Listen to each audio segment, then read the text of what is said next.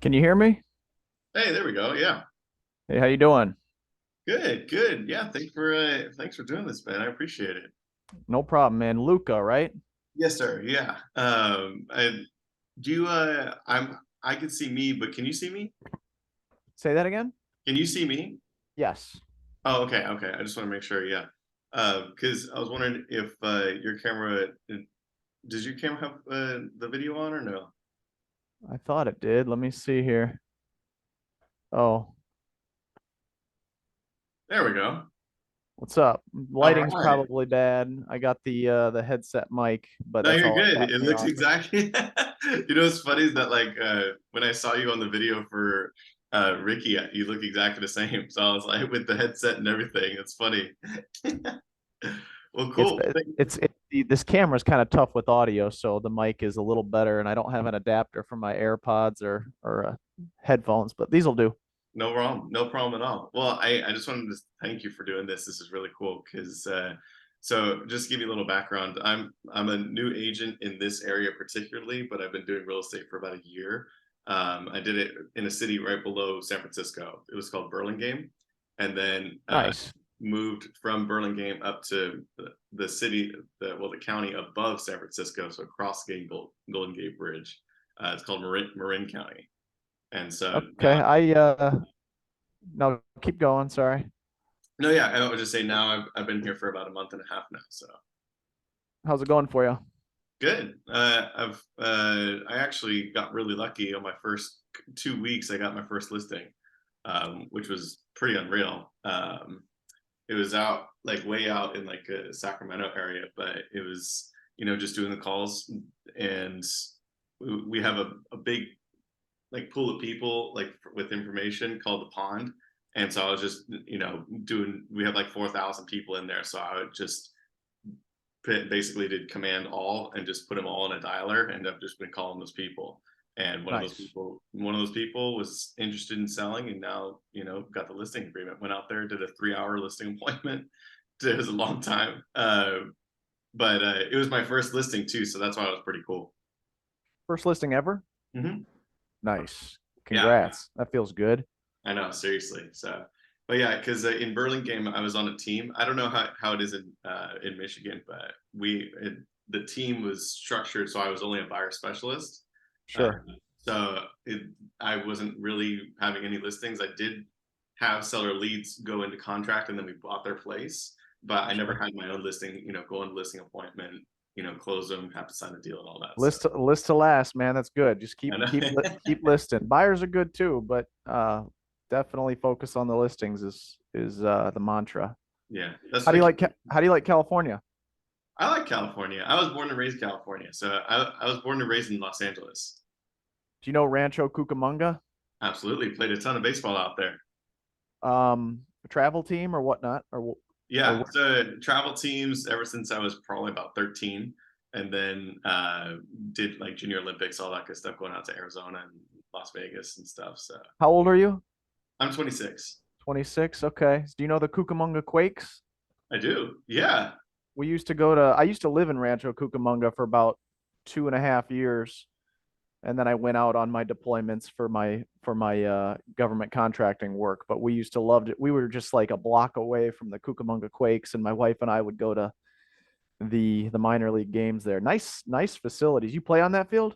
No, I never got the opportunity to play on that field, but I played in because it was they didn't really allow people like me to play on those fields. Those were like the two nice fields to play on unless you were like a part of the program. But Sure. yeah, I played in the in the surrounding areas, but that field was beautiful. Yeah, That was a beautiful field. it's pretty nice. I enjoyed California, but it was time to come home from to Michigan. I was it was beautiful out there though, but and then we did Rancho Cucamonga to LA, and then we drove the one. We stayed in Half Moon Bay. Yeah. I forget the town's name. What's the town, Half Moon Bay? No, that is the town's name. Oh, it is the town. Gotcha. Yeah, the town's Half Moon Bay, and then like right, that's actually right near where I used to live. If you go on the night, Nice. like the freeway going across the hills, so you're on the coast for Half Moon Bay, you go across the hills, that's Burlingame right in that area. So Got it. that's exactly where I used to live. So Beautiful area. Then we went from Half Moon Bay up to San Fran for a couple nights. Mhm. we did the tourist thing. We did that switchback, the iconic switchback, and then saw the painted ladies. We did the houses. You know what I'm talking about? Absolutely. Yeah, the seven sisters. Yeah. Yeah, yeah, that's what they called. And then we did a catamaran around Alcatraz and under the Golden Gate. So we loved our time in California. It was good. Yeah, that's cool. Well, yeah, that's what I wanted to kind of talk to you. You actually just mentioned it. Was I was reading through your Realtor.com profile, I think, or something like that, and it said Sure. you were in the aviation industry as a flight instructor before you joined real estate. Yep. And I just want to kind of ask you about that, like what that experience was like, and then also how that kind of bleeds into your daily life as well, just as in a general sense, in the sense of either discipline or anything really. Sure. I studied aviation at Lewis University in Romeoville, Illinois, and I got all my pilot certificates. Um, and I wasn't sold on the airline industry, but I was building my hours as a flight instructor at Lewis University to go to the airlines. And the best part about that job was soloing the students that nobody else that the other instructors kind of wrote off because I was kind of flight instruction was hard for me coming up through the program. So I kind of gravitated towards those kids that were kids, adults, students that were struggling. Right. And I took great pride in getting those kids to solo and build their confidence. It was some unconventional teaching methods, but I got them to solo safely. And that was the funnest part of the job, to be honest. Um, you don't make much money flight instructing. I was making $900 bi-weekly. Thank Wow. God my wife was a manager at Target while I was building my hours. Um, but I haven't flown in about 7 years since I was flying the drones in Africa. But I wasn't sold on the airline industry because it wasn't performance based. Um, People would get laid off or furloughed, and then they'd have to start at square one at another airline. Wow. So Hmm. I wasn't super sold on that. So then I went out to this. Do you know where Palmdale is? Palmdale. In Yeah. California? Yeah. Yeah. So just north of just north of Rancho, Yeah. was where I worked. I drove an hour right past Wrightwood up into the high desert to do this training in California. I got hired out at a company called General Atomics, and they were the contractors that manned the drones, and I was a pilot. Um, I got hired out there, and it was an interesting experience. It was fun taking off and landing, but the rest was pretty boring, to be honest. So, but I knew as soon as I went out to Africa on my contractor deployment, the first day, I was like, I got to find an exit strategy. I mean, I gained a whole ton of respect for the military. I was not in the military, but the time sacrifice that those men and women undergo to be deployed is pretty incredible. So I just knew I wasn't cut out for it, and I bought the real estate course immediately and just studied. It was like Groundhog Day over there because I worked 7 days a week, Oh, jeez. and Crazy. I woke up, I ate, I worked out, studied real estate, dinner, sleep, just for 6 months. And then I came home and cut the ties with General Atomics and just started my real estate career. So you started, so you said that that was in California. Did you initially start real estate in California then, or was that? No, after my second deployment, so I did two 3 month deployments, and after this, because I committed to two, and after the second one, I just pulled out of California, got an Old Dominion truck, loaded it up, and got Jess, my wife, home with my firstborn Lucas, and I just went for broke, man. I had about 50K, 45K saved up, and I was like, I think I can make this work. And I cut it close. I made it down to like my last $1,500 until my Yeah, first deal closed, and it was scary, but it we made it work. that's We made it unreal. we made it work. But no selling real estate in California. I did sell ADT on the side in California. Well, there you go. Nice. Yeah, so learned how to knock on some doors out there. Yeah, absolutely.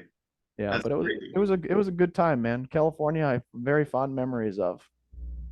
Yeah, no, I mean that's That's pretty cool. Like I've never heard of like that kind of path. I've heard of like military guys going from like military to real estate, but I wanted to ask you about that. That I just thought that was really interesting because you also said in during that time you said that you were reading a bunch of books, and I Yeah. wanted to see like what type of books that like you were reading for because we mentioned self development as well, and I was Oh curious like man. what books you do you if you happen to remember it's I got my Audible here. My go-to book is Jim Rohn's let me pull it up here. How to Have Your Best Year Ever by Jim Rohn. And it's not even a book, it's an audio recording of one of his lectures. And if I'm ever feeling off or I need like a jolt or just some inspiration, that book is in my ears. How to Have Your Best Year Ever by Jim Rohn. But man, I mean, I was listening to sales books. I was listening to, let me just see if I can remember any of these. Oh man, I don't Was it have. like the classic stuff where it's like, Rich Dad Poor Dad, or was it more, the sales type books, or if it was like Donald Trump, like The Art of the Deal or something like that? No, no Art of the Deal. I went through the whole Bible, which was very enlightening. I'm sure. Start with Why by Simon Sinek. Oh, there you go. That's a good Um, one. nice. I focus on the Bible a lot, and then Good to Great.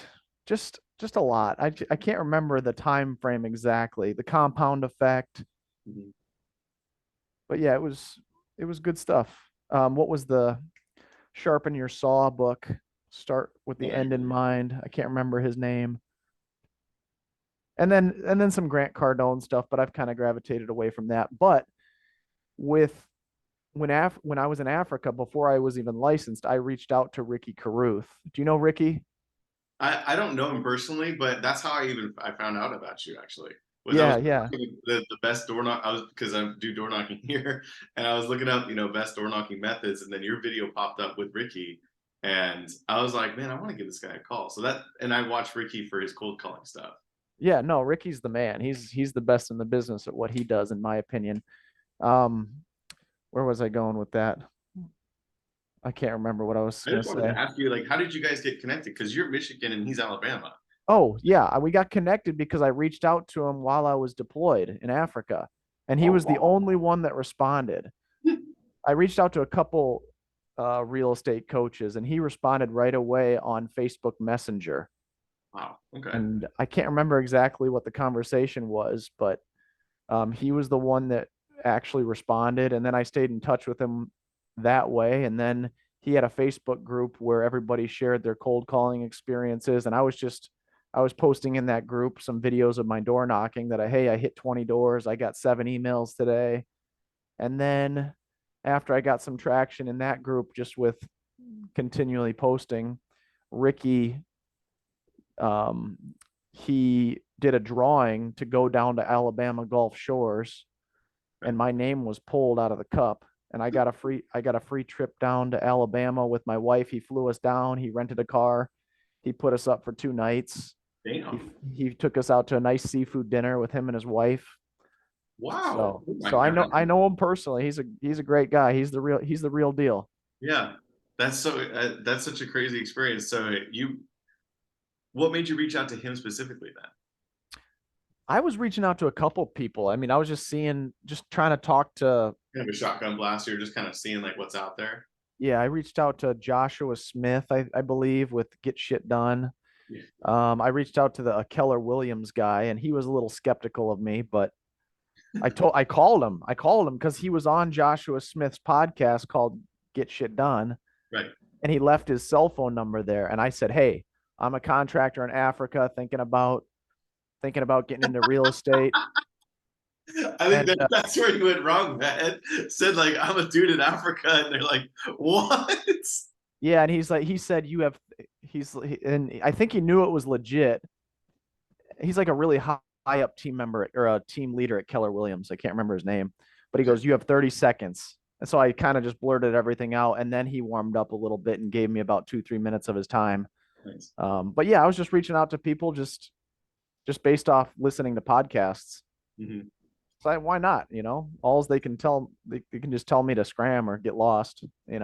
Yeah. Do you feel like your relationship with Ricky developed more as like after that trip, or were you guys are because I don't know the timeline. So like when you first started joining the group versus like you started doing videos with him, and then that trip came up. Was it like Oh, of course it went deeper at that point. I mean, when you get face to face and you're breaking bread with somebody, and he's a really personable guy, so he'll become your best friend quickly, you know.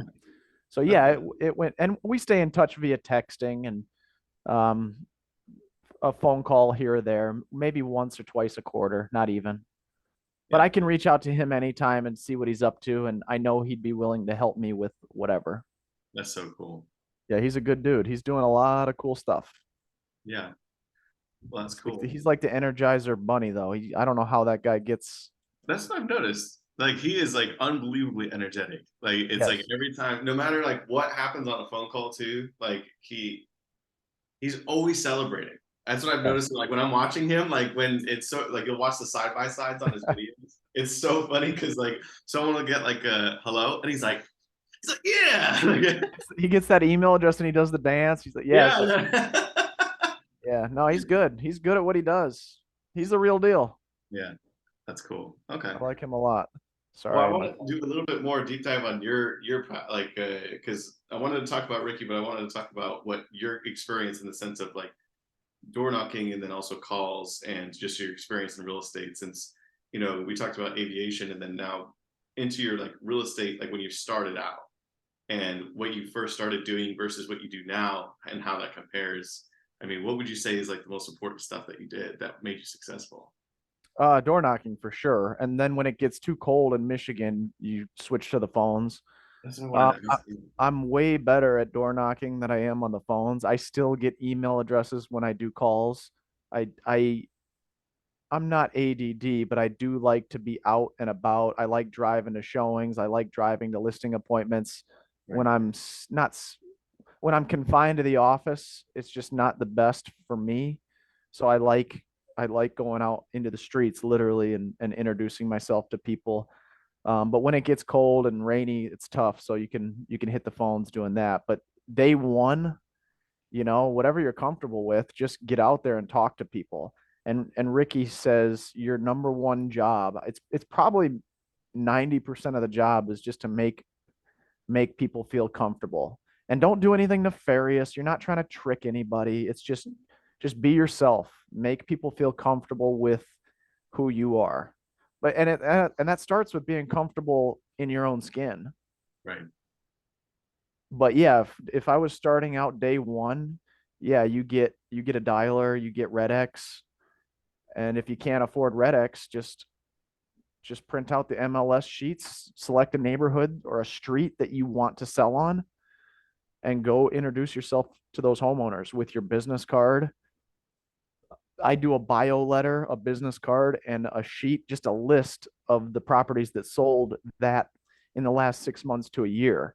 And you just introduce yourself. And you can look at you can watch the Ricky video to see the script, but you're not trying to get anybody to sell. You're just introducing yourself, seeing how you can help now or in the future. Yeah. And That's that's it. yeah, and that was what was really cool. But that's what I really liked about your script was the fact of it had nothing to do with pushing anything, and that's what I found a lot of success door knocking too. Where I didn't use the exact same thing as you did, like when I Sure. was because I hadn't watched your video when I was in Birmingham yet. But I didn't do the exact same thing of like, hey, I'm not trying to sell your house. But I always did the, hey, don't mean to take too much of your time. We just got an open house down the street, and just Mm-hmm. pause for a second and let them hear that. And then it was like, oh, okay, this is why. Okay, he's just inviting me. Okay, cool. And they're like, oh, and then they would ask a question right after that. And I found a lot of success with doing that. I just never would go for the close unless it would be a great conversation. I'd be like, hey, let's stay. What's a close? What do you mean by that? And then getting email, getting Oh, email. there's still some days if I'm knocking a door, there's still some times where I don't ask for the email and I'm walking away from the door. I'm like, I've done this thousands of times. I don't know why I just didn't ask for the email. Just something felt off. I didn't make the right eye contact. I did something where I didn't make them feel comfortable enough. And I read that. So I give them my business card and go to the next one and do better. Yeah. But yeah, yeah, it's just making people feel comfortable and, just not being pushy. Hmm. Literally just asking for an opportunity in the future if they're not represented by anybody else. Yeah. No, and And that's a and big never point. knock on doors that have uh listing signs. I never poach, never. And then if somebody says they're working with, or yeah, we have an agent, I say, great, stick with that agent. If that agent retires, you have my business card. There you go. And that's where I leave it. That's a good way to do it. Yeah, because Yeah. it's you always hear about different stuff when people are like, oh, like ask their name and then see if they're they kind of like dig into it and then like always like give your information anyway. So that's what I kind of figured too. It's like people are really smart when it comes to judgmental, like of like what your intentions are. And Mm-hmm. so that's why for me, it's really nice to hear from other clients that I've done, that are like, you're always very honest, you're very upfront, and I've always felt like you're always telling me the truth. And I really love that. I love the fact that like people think like, hey, when he says something, he's not full of shit. Like it's really nice to hear that from your clients, especially people that have you've closed with too, so they don't really have like an incentive to like make you feel good either. Like Sure. tell you if you did a bad job because it's done now. So it's that's what I've always noticed is just making people just being straight up with them and just looking them in the eye and just like, hey, I don't know that. I don't know the answer to that. Because as a new agent, I always felt so self-conscious about not knowing something. And like, Sure. and it was like, oh shit, I should know that. And but it was like, I'd rather say I don't know, I'll find out versus like try and make something up and try and sound cool because they're gonna find out anyway. And Yeah. like there's no reason to like try and like pull something out. Like I've just noticed that like when I was fake, people were like immediately it's just like done. And like Yeah. I always dressed formal. I dress in suits all the time. Yeah. You look sharp. Yeah, thank you. Yeah, and so but in California, it's super rare. And so I'm already sticking out like a sore thumb. And in sales, like, that's already just more barriers to put in front of people. So I have to really compensate in the sense of making people feel comfortable. And I feel like I've had to learn that because otherwise, it's just people you could tell when I talk to them and like try to put on anything, they just immediately write it off. It's like, all right, this guy's just trying to sell me. Yeah. People aren't dumb. No doubt about it. They are very attuned with if you're bullshitting or not. No doubt about it. So how'd you get into real estate? I know this you're interviewing me, but how'd you get into real estate? Yeah. So I got into real estate because a couple of reasons. So I was an animal science major in college and I was supposed to be a veterinarian. But so I went to Cal Poly San Luis Obispo, which is right above Santa Barbara. Mm-hmm. And when It's a I nice was, school.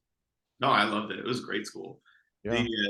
When I was there, though, I realized pretty quickly, like I think it was like my second year that veterinarian school, I didn't want to be $300,000 in debt coming out of that, and Sure. so I was like, all right, well, I got to figure something out now. And so I first started getting into marketing, just like starting to learn about it. And then I got into the stock market. And then, oh, can you hear me okay? Yep, I hear it. Oh, okay. Yeah. Got into like the stock market for a little bit. And I thought I was going to be a stockbroker. And then I started interviewing the same way I'm doing right now, started interviewing stockbrokers just to see what they do. Because I always found, if you want to do something, interview the people that are in the business doing it and the Sure. people that are active too, not the people that are like 30 years in and then not half retired and stuff like that.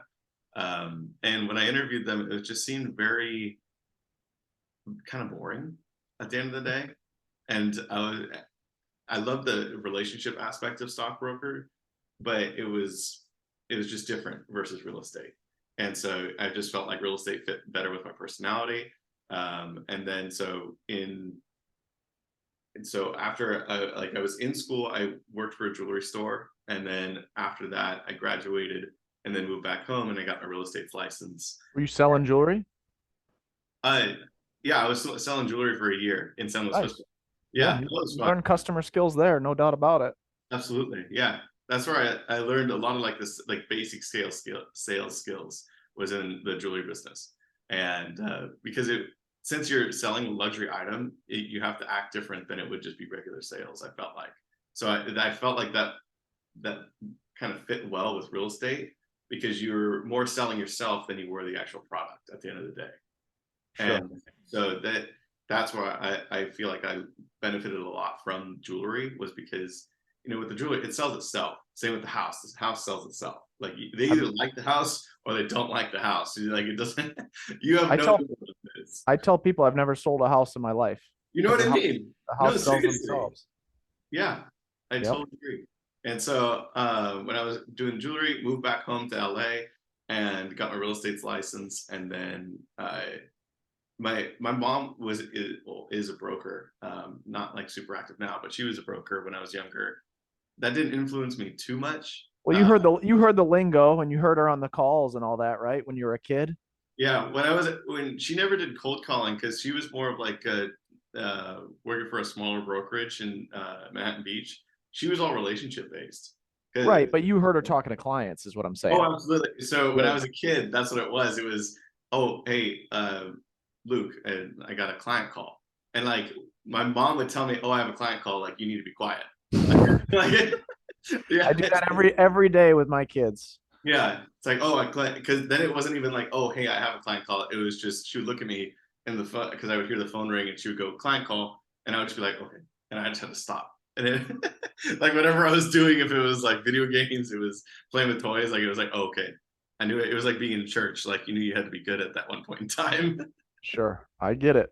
I got a 6-year-old, a 4-year-old, and a 10-month-old. So the 6-year-old can listen decent. 4-year-old's doing okay, and but my clients hear the kids in the background and they're cool with it. But Michigan's kind of laid back, but I don't it's know. fun. I think that I would say that benefits you. Yeah, I don't think it hurts me. Yeah, yeah, I don't think it is a major benefit, but they know I'm taking care of my family with this job. exactly. Because I think that's probably the most relatable thing that you could do is spend time with your family, take care of your family. Yes, How could you? Who's gonna say like, oh God, this guy's taking care of his kids? What the hell? Like, no, no, that would be. I don't think you want to work with that client anyway. Uh, sure. yeah. I was driving through just town the other day, and Lucas, my 6-year-old, was like, "Dad, is this a residential area or commercial area?" And I was just like, "Damn." All right. All right, dude. Let me know when you want to get licensed." Actually, though, yeah. How many? He's got what? 12 more years. Yeah, yeah. He's gonna. I'll let him do whatever he wants, but the door's always open for Steven and Sons Real Estate. That'll be Yeah, fun.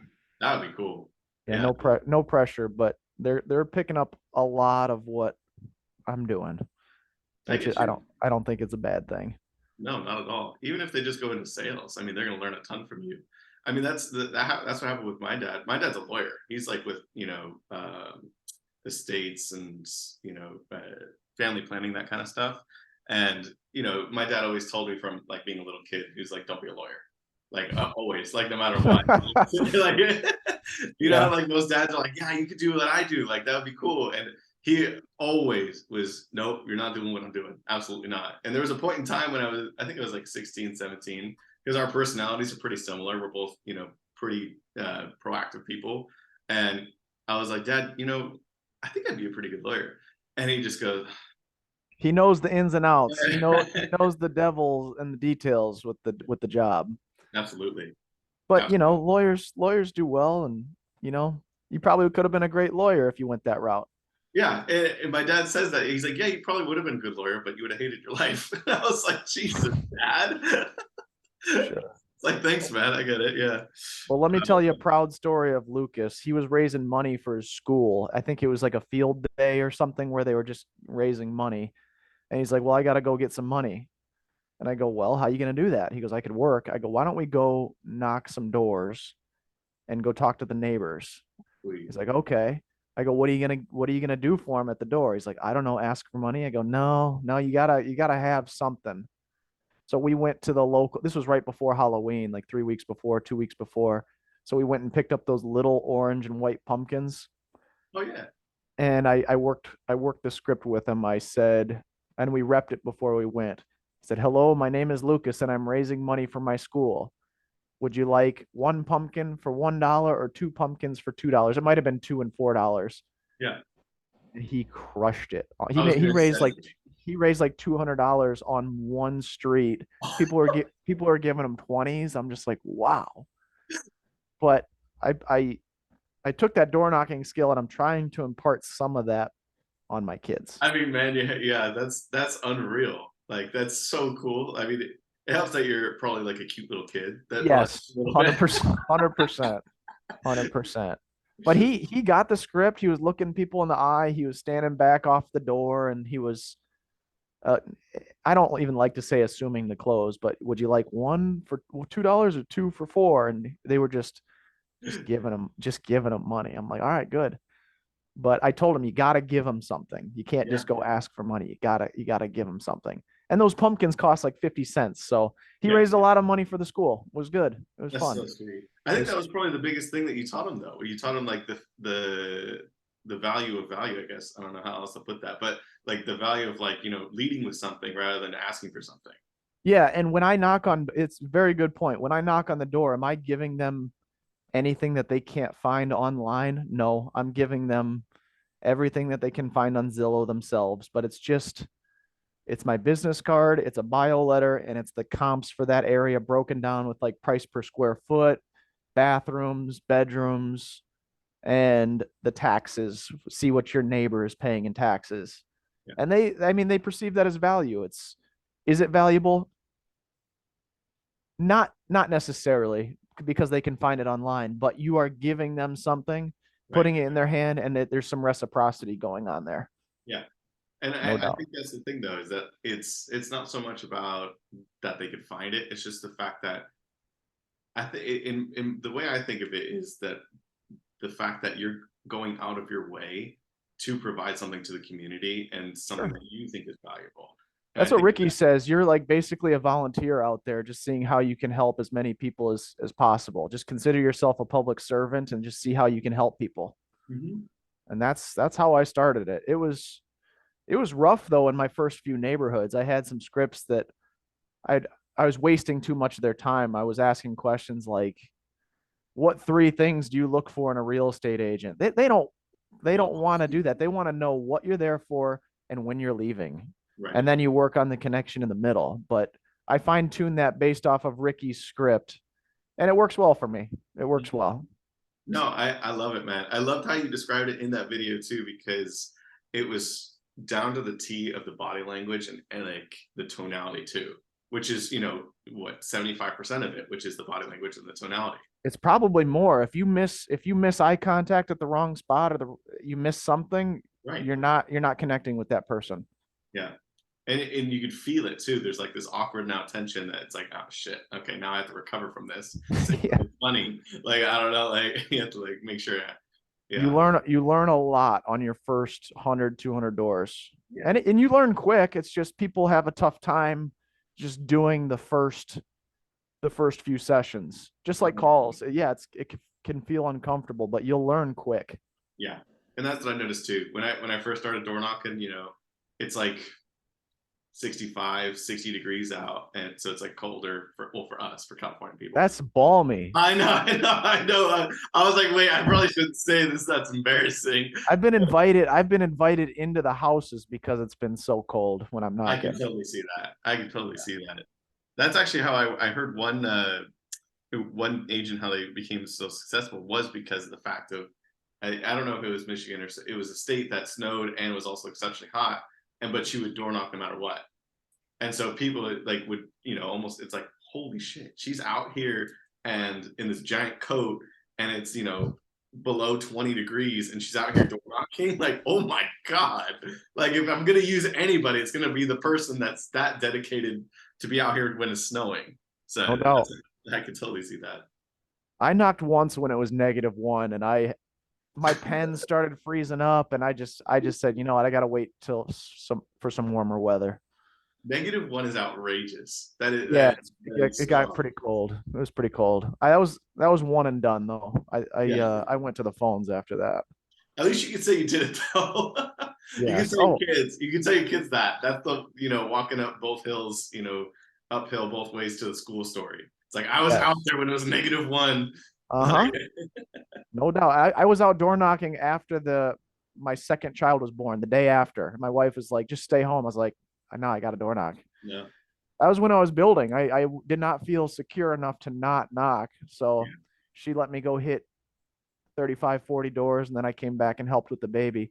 But all this is predicated on you get the email address, you make the connection, you get the email address, and you have to do your weekly email. Do you do a weekly email? Absolutely. Yeah. Yeah. What do Like you use? What do you use? usually it's just like the homes in like our CRM. Like so they'll track exactly like what they're looking for, and then it'll send them like a spreadsheet of not a spreadsheet, but like a few houses that fit their criteria. It's not Sure. so much like a newsletter as like just the like a Zillow update kind of That email. so what I do is just what Ricky does. I got Constant Contact. You load your email addresses into Constant Contact, and then you send out a weekly email every Wednesday forever and ever until they either unsubscribe, they do business with you, or they do business with somebody else. Mm-hmm. And then you have to be religious about sending out that weekly email because that's how you stay in front of those people. What I did, I would get the email address. Let's say I went knocking on Monday, Tuesday. I would get, I don't know, 10, 15 email addresses on Monday and Tuesday. And then I would write all them a handwritten card, all the people that I connected with. Even if I didn't get their email and I felt like it was a good interaction, they weren't working with anybody, they would get an L next to their name, and then I'd write them a letter. Right.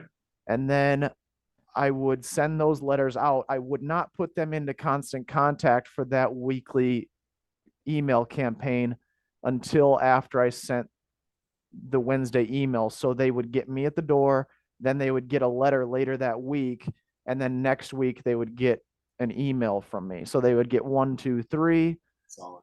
and that's just three hits from me, and then forever on the weekly email. That's That's what I did. I would do my business in the morning.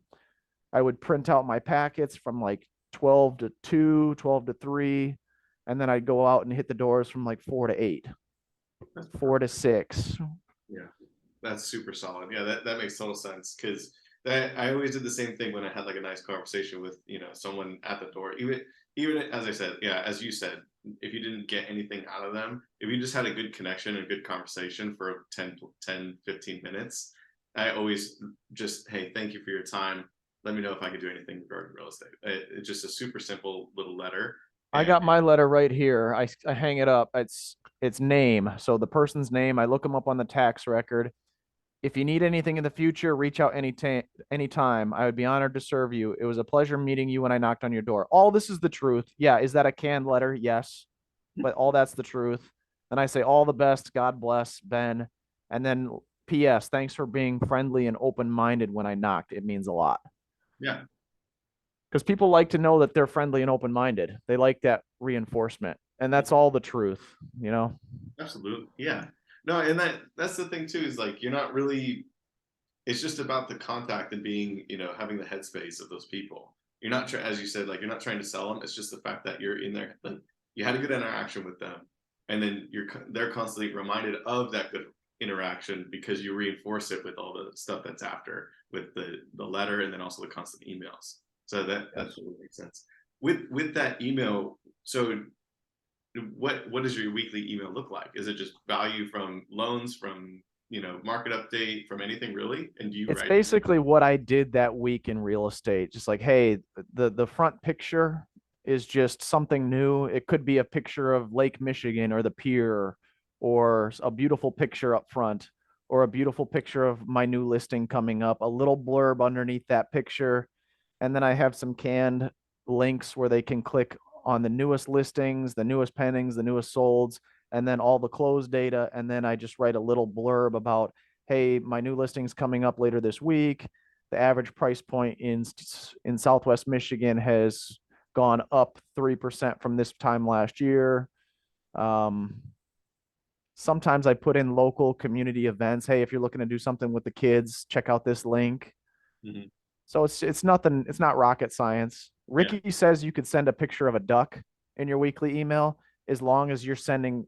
You just have to send a weekly email. Oh, I was I was wondering where you're he, going with that. he's going to the extreme on that. It's just Gotcha. basically saying send the weekly email, even if you think it's bad, you'll get Right, better at it. right, right, right, Don't really send a picture of a duck, right. but just yeah, tell them, hey, I sold a house last week. Let me know if there's anything I can do for you, or if I get a nice client testimonial, that'll go up on the front picture. So it's just branding. It's just about doing it. Just Yeah, about doing it. Yep. that's pretty sweet. Okay. Yeah, because I'm kind of figuring out like I mean, I've been in the business only for a year, so I mean, but I'm just seeing a lot of common traits from successful realtors, and it's, you know, consistency, openness, and then just I would say those are like the only two things. I mean, other than Consistency is key. yeah, I mean, consistency and you then can be a openness. poor, you can be a relatively, and I'm not bashing agents, but you can be a relatively poor real estate agent, but if you're consistent, you'll get consistent business. Right. But if you're consistent, you'll get better Hmm. as time goes on. So you won't be poor necessarily, not financially. You won't be a bad agent. You'll get better as Yeah. long as you're consistent. Yeah, that's pretty cool. And the first year can be hard. It can be hard. That's what I wanted to ask you about. I wanted to ask you about your first year versus what you're doing now. Like, because my first year was rough. I didn't have anything for like, because I worked, so I moved from LA up to here, or up to, excuse me, up to Burlingame last January. And so I was, you know, not going to be super successful agent immediately. So I worked at a restaurant from January of last year to June of last year. And in between those 6 months, I joined the team that I was on for a year.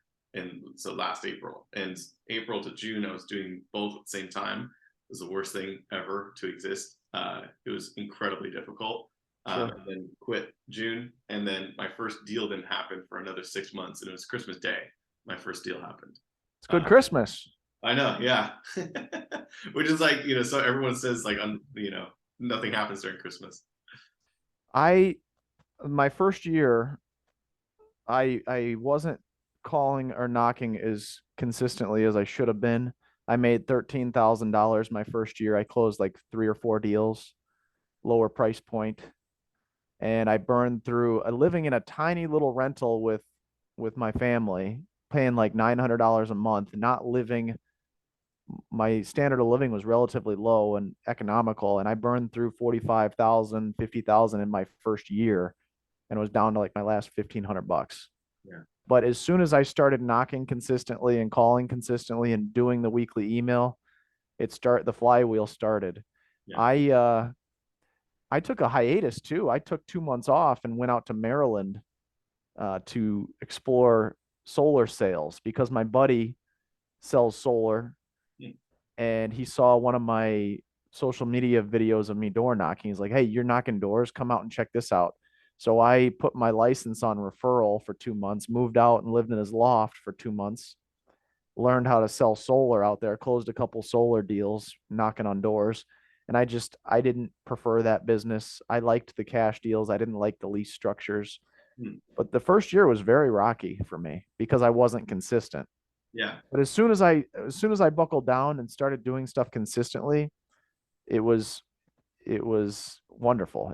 It started to work. yeah. It was like night and day, I'm sure. Yeah, 13,000 bucks, and then the second year I closed 9 million. The third year I can't remember. Let me look. Like, you don't I need got my to. hold on a second. I got my volume here. You went from Yeah. 13,000 to 9 million. So 2019 was 9 million. 2020 was just under 12 million. 2021 was 12.1, and 2022 was 14.8 million with 52 properties sold. And that's just from the knocking and the weekly email, Wow. honestly. And I mean those are good numbers. There's room for improvement. There's agents in my area that can close 15 to 25 million easily. Yeah, but you said 52 units, right? Yeah, It's one a week. there was a lot. That was a Yeah, busy year last year. that's what I was just about to ask. So how is your team set up? Is it just you? You have to have assistants. It's just me, and my wife is my manager. She's not licensed, but she runs the spreadsheets. Um, she keeps me very organized with the emails. She does a lot. She also raises, I mean, we both raise the kids, but she's full-time mom and full-time real estate manager. That's awesome. We help each other. I go out, I get the contract signed, I comp all the properties. If I'm in a pinch, she'll schedule showings for me. She'll even write buy sells for me. I say, hey, I just showed this property. Can you write up the buy sell when you have 10 minutes, 20 minutes? and then I go home, I proofread the buy sell, I add things that I need, and then I send it out. Wow. So without her, I couldn't do that. I don't Yeah. think I'd have to hire an assistant. Right. Yeah. Because that's what I've noticed is like as you get busier and busier, you're just trying you lose, the ability to just be everywhere. Because Yeah, of course. yeah, I mean 52, that's unbelievable. I mean, I know people out here that do, 12 and they're running around like crazy with their head chopped off. So 52 is unbelievable. 52 was a lot. Last year was very busy. It wasn't, I mean, and there was times where I didn't feel all that busy, but the better you get, the more load you can, the more workload you can take. Got you. I could probably do, I don't know what I could do. I could probably do 75 or so, but you know, it is, it'll be what it'll be, but it's You're manageable obviously with doing my just wife. fine right now. I mean, you're obviously doing just fine. I was just more curious about like what that growth looked like and or how you leverage your time mostly. Just it's just you and your wife. That's crazy. Like Yeah. 52, 52 out here is you're in like the top 1.5% of Yeah. agents out here. I would love to sell in California. Your price points are so much better than I know, ours. I mean, I dude. think That's what I'm saying. 52 out here. That's outrageous. yeah, I know. It was very manageable. I mean, she does a very good job. We have a nice working system. We're able to take vacations. We're able to sit down at the end of the day with each other and maybe watch a TV show or whatnot. But sometimes the day in the in between from like 9 till 7 in the summertime, it can get pretty hectic with me running around the county showing properties and whatnot. Yeah. But it's nice to get the listing because you just leverage your time better when you get the listing. Right. Do you mean with like with open houses getting leads from there, or what do you mean? No, I mean, when you get the listing, you have the inventory, so you don't have to go do the showings on a whim. Oh, So I get you. the buyer's agents come to your house and then you receive the contracts. So yeah, listings are wonderful, but Yeah. buyers are great too. I'll Yeah. take a buyer any day. Do you do your own open houses still? I'm assuming. Yeah, So when you have multiple listings, what do you do? I just manage it. I just say, hey, I can do your open house this weekend. And a lot of the people don't necessarily want open houses, or they ask me, do you do open houses? I said, yes, I'll get you on the schedule for here. Listings have been relatively light in this environment the last 6 months, so I haven't had to do a ton of open houses. Um, but yeah, we just put it on the calendar. I used to not have a calendar when I started real estate, and my wife's like, "What are you doing?" And I was writing out my calendar on a manila piece of paper. She's like, "Just get a calendar." So now I just operate off the calendar, and that Yeah. makes it really easy. I've found a lot of success with the calendar too because like it Yeah. yeah if you don't have it written down like it doesn't exist. Like I've just noticed I will not remember it because No, I there's won't remember it at so much all. stuff. There's so much stuff to do that if you don't write it down, it's just not gonna happen. Yeah, and my wife and I share the calendar, and that works really well for us. That's a great idea. It's actually a really good idea. Yeah. But yeah, we got two new listings coming up tomorrow. We got a $500,000 one coming up and a 265. So that's good. We got about 1.4 pending, and we've closed just under 6 million so far this year. So we're a little down from last year, but we still have 4 months to go.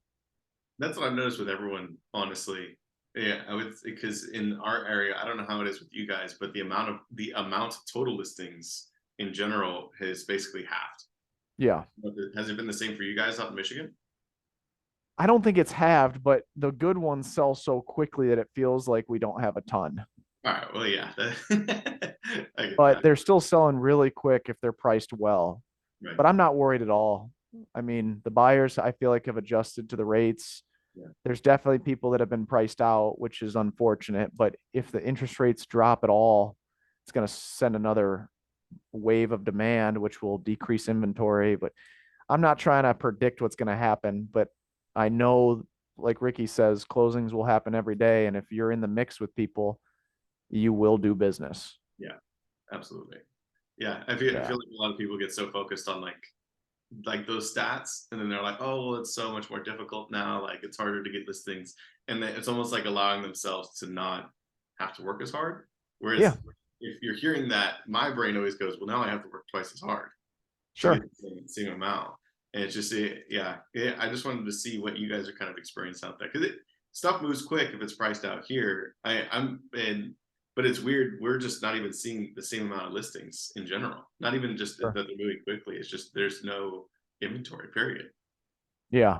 I think it'll change, but like that's way above my pay grade to predict when we'll get more inventory. But I hope we see more. But bottom line is closings will still happen every day, and there's two agents generally on both sides of the deal, and the closings are happening every day. If you check the MLS, there's opportunity for you to be a part of those closings Yeah, as long as you position yourself correctly. yeah. No, Yeah. I totally agree. Well, that's cool. All right. Well, hey, I mean, this has been awesome. I don't have any more questions for you. I mean, I probably could talk to you all day about like different stuff, but it's been like about an hour, so I don't want to like take your entire day up. So, All but good. yeah, Where are you going to post this? just on my YouTube page, and then same as like Ricky, where it's just on the YouTube page, and then probably Instagram. Nice. What's your YouTube? It's just Luca Luca Gelmini Jelmini. Jelmini. Ni.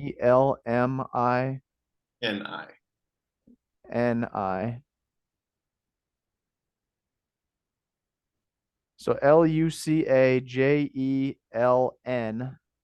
M like monkey. Oh shoot. I had that first. M. Min like nose I. Got it. I'll look you up on YouTube, man. You're doing good.